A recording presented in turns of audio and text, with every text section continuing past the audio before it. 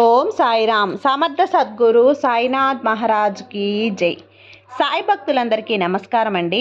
మన బాబా గారి దయ వల్ల మనందరం బాగుండాలి, సంతోషంగా ఉండాలి అని చెప్పి మనస్ఫూర్తిగా కోరుకుంటూ ఈరోజుటి వీడియో స్టార్ట్ చేస్తున్నాను ఫ్రెండ్స్. ఇక ఈరోజు వీడియోలో మనం చూడబోయేది ఏంటి అంటే, తల్లి ఇది నువ్వు తప్పకుండా వినాల్సిన మాటమ్మా. ఎన్నో రోజులుగా నన్ను ప్రార్థిస్తున్నావు కదా, నువ్వు ఎప్పుడూ అడుగుతున్న కోరిక నా ముందు ఉంచావు కదమ్మా.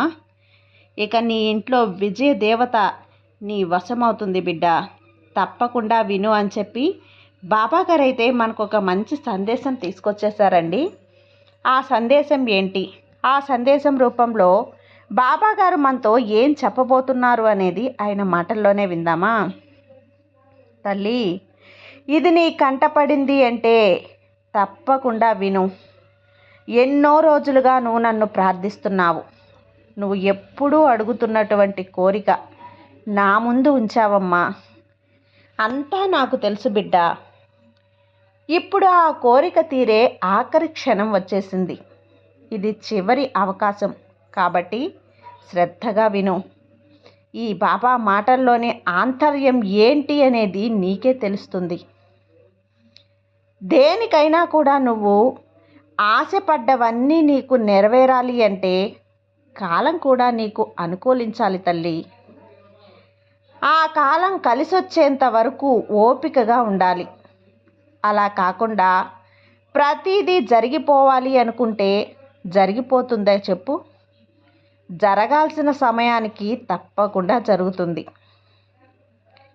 ఒక చెట్టుకు ఉన్న మొగ్గ విచ్చుకొని పువ్వుగా సంతరించుకోవటానికి కొంత సమయం పడుతుంది. అది మనకు తెలుసు కదా. ఆ సమయం దాకా వేచి ఉంటేనే సుగంధ పరిమళమైన పుష్పం లభిస్తుంది. ఆలోచనలు ఎన్ని ఉన్నా సరే, ఎన్ని బిందెలు నీళ్లు పోసినా కోరుకున్న పుష్పం లభ్యం కాదు కదా. కొన్ని కార్యాలు నెరవేరాలి అంటే కొంతకాలం వేచి ఉండాలి. కాలం కలిసొచ్చేంత వరకు ఆగాలి, ఓర్పుతో వ్యవహరించాలి. అప్పుడే అనుకున్న కార్యాలు ఆశించినట్లు జరుగుతాయి. వసంతం కోసం, వర్షం కోసం చెట్లు నిరీక్షించవు, ప్రాధేయపడవు. కాలం అనుకూలించగానే వసంతంతో చెట్లు నిరీక్షిస్తాయి. అలాగే నువ్వు కూడా నువ్వు చెయ్యవలసిన పనిని త్రికరణ శుద్ధితో నిర్వహించాలి. ఫలితం కోసం ఎదురు చూడకూడదు. అర్థం లేని నిరీక్షణతో కాలం వ్యధా చేయకు. నేడు జరిగేది రేపు జరుగుతుంది అనే ఆలోచనతో ఉండకూడదు. నేడు జరగనది రేపు జరుగుతుంది అనే ఆశతో నిరీక్షించాలి. అంతేకాని ఇప్పుడే జరగలేదు అని కృంగిపోకూడదు. రామాయణంలో శబరి రాముని దర్శనం కోసం ఎంతో కాలం నిరీక్షించింది. రాముడు అరణ్యవాసం ఆమె పాలిట వరమయ్యింది. ఆమె నిరీక్షణ కూడా ఫలించింది. వనవేటలో ధన్యురాలయ్యింది శబరి. శబరి భక్త శబరిగా చరిత్రలో నిలిచిపోయింది. అంటే రాముడి అరణ్యవాసమే కదా కాలం. కాబట్టి కాలం కలిసి రానంత వరకు ఎదురు చూడాల్సిందే. అలా చూస్తూనే ఉంది శబరి. అలాగే ఎంత క్లిష్ట పరిస్థితులు ఎదురైనప్పటికీ కూడా నిరాశ నిస్పృహలతో కృంగిపోలేదు. ఆ పరిస్థితుల్లో మనిషి ఆశ్రయించవలసింది ఆశావారాన్ని. ఆ ఆశని కొంచెం పెంచుకోవాలి.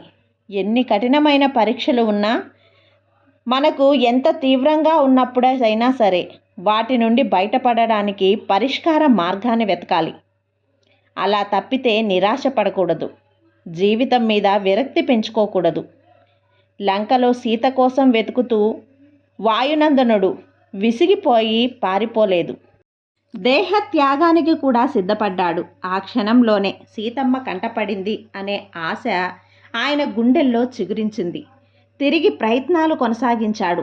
సీతమ్మ జాడ కనిపెట్టి రామకార్యాన్ని పూర్తి చేశాడు హనుమంతుడు. అందుకే మనసులో ఎప్పుడూ కూడా అనుకూలమైన ఆలోచనలు నింపుకోవాలి. అదే మనిషి విజయానికి తీరాన్ని చేరుస్తుంది. బిడ్డ, కాలం కలిసి రానప్పుడు, సంకట పరిస్థితులు ఒక్కసారిగా చుట్టుముట్టినప్పుడు వాటి నుండి తప్పించుకునే ప్రయత్నాలు చేయకూడదు. కొందరు ఇతరుల్ని నిందమోపుతూ ఉంటారు. అలా ఎప్పుడూ కూడా నువ్వు చేయకూడదమ్మా. నిజానికి నీ యొక్క ఘనత నువ్వు చేసే పనులను బట్టే ఉంటుంది. నీ మౌనం కూడా కొంతవరకు కారణమని నువ్వు తెలుసుకోవాలి బిడ్డ. ఆ సమయంలో సానుకూల దొరకని ఆశ దృక్పథం నీ ఆలోచనలతో మార్చుకుంటే జీవితమే అద్భుతంగా మారిపోతుంది. మోడుబారిన వృక్షం ఎల్లప్పుడూ అలానే ఉండదు కదా. కొంతకాలం తర్వాత పుష్పిస్తుంది, ఫలిస్తుంది. అలాగే మనిషి కూడా ఆశని అంబరంగా చేసుకొని కాలం ఎప్పటిదాకైనా కలిసొస్తుంది అనే నమ్మకంతో జీవితం ముందుకు సాగాలి. తప్పితే విరక్తి చెందకూడదమ్మా. అంటే నిజానికి కారణం ఎప్పుడూ కూడా మనిషి ఆశాకిరణమే బిడ్డ. తెలియని ఆశలు మనసులో రేకెత్తుకుంటూ ఉంటేనే చిగురించే ఆశలతో బతకాలేని ఆశతో మనసు కోరుకుంటూ ఉంటుంది. మంచి కాలం వస్తుంది అనే భరోసా ఇస్తుంది. కాలాన్ని భగవంతుని స్వరూపంగా చూసుకుంటూ ఉండాలి. శాస్త్రాలు కాలాన్ని తిరిగి రానివ్వవు కదా. చేసుకోమని భగవంతుడు అనుసంధానం ఎప్పుడూ కూడా ఏర్పరచుకోవాలి. మన అర్హతలు పెంచుకుంటూ ఉంటే తప్పకుండా భగవంతుడు అన్నీ చేకూరుస్తాడు. నిజానికి ఏదైనా సరే అది తప్పకుండా జరుగుతుంది. ఇది అక్షరాల నిజం. ఇది భగవంతుడు నీ యొక్క కృషిని బట్టి ఏ సమయంలో ఎవరికి ఏది ఇవ్వాలో అది తప్పకుండా ప్రసాదిస్తాడు. అందుకే ప్రతి ఒక్కరూ కూడా భగవంతునితో అనుసంధాన సంబంధం ఏర్పరచుకోవాలి. కష్టం రాగానే భగవంతుణ్ణి నిందించకూడదు. నిరంతరం సాధనలో ముందుకు సాగితే విజయం తప్పక నీ సొంతమవుతుంది తల్లి. అలా కాకుండా నువ్వు ఎప్పుడైతే నిరాశ చెందుతావో అది నీ నిరాశ అనేది ఎక్కువైపోయి ఎక్కువ బాధని మిగిలిస్తుంది. నీ మనసు ఎంతో బాధ మరింత పెరిగి నీ యొక్క దిగులు అమితమైన దిగులుగా మారిపోతుంది. నువ్వు అనుభవించే అమితమైన దిగులుగా నీ బాధలో ఒక భాగం నిన్ను వేరొకరిని అని గుర్తుంచుకో. నేడు నాదిగా అయ్యింది, రేపు వేరొకరిది సొంతం కావచ్చు. కాబట్టి మార్పు అనేది ప్రకృతి సహజం బిడ్డ. ప్రకృతి సహజంగా ఉన్నదాని గురించి నువ్వు ఎప్పుడూ కూడా ఆలోచించకూడదు. కాలం ఎలా చెబితే అలా పోయినప్పుడు తప్పకుండా నీదైన కాలం వస్తుంది అని నువ్వు గుర్తుంచుకో బిడ్డ. దేవుని పట్ల నమ్మకం ఉంచి ఎట్టి పరిస్థితుల్లో కూడా ఆ నమ్మకాన్ని పోగొట్టుకోకుండా ఉంటే, తోటి వారిలో ఉన్న మంచిని మాత్రమే చూడగలిగితే, వారిలో ఉన్న చెడు లక్షణాలను పట్టించుకోకుండా ఉంటే, నీకు నువ్వు మంచిగా ఉన్నావా లేదా అనేది నువ్వు మాత్రమే చూసుకో. నిన్ను నువ్వు పరీక్షించుకుంటూ, నిన్ను నువ్వు నిరీక్షించుకుంటూ సన్మార్గంలో వెళ్తుంటే విజయం కాక ఇంకేం వస్తుంది చెప్పు బిడ్డ. సాయి అనే నామం ఈ విశ్వంలో నువ్వు ఎప్పుడు నమ్ముతూ ఉంటావు కదా. బాబా నామస్మరణ చేస్తే తప్పకుండా నీకు మంచి జరుగుతుంది. అది నమ్మే నువ్వు నీ యొక్క మాటలన్నీ కూడా నువ్వు నీ మనసులో నింపుకో. భగవంతుని నామం పాపాలను కూడా కనుమరుగు అయ్యేలా చేస్తుంది. కాబట్టి ఆ భగవంతుని నామం స్మరిస్తూ ఉండు. నీ బాబాని ఎప్పుడూ కూడా నమ్మకంతో నువ్వు కొలుస్తూ ఉండు. బాబాపై నమ్మకంతో ఉంటే అంతా మంచి జరుగుతుంది.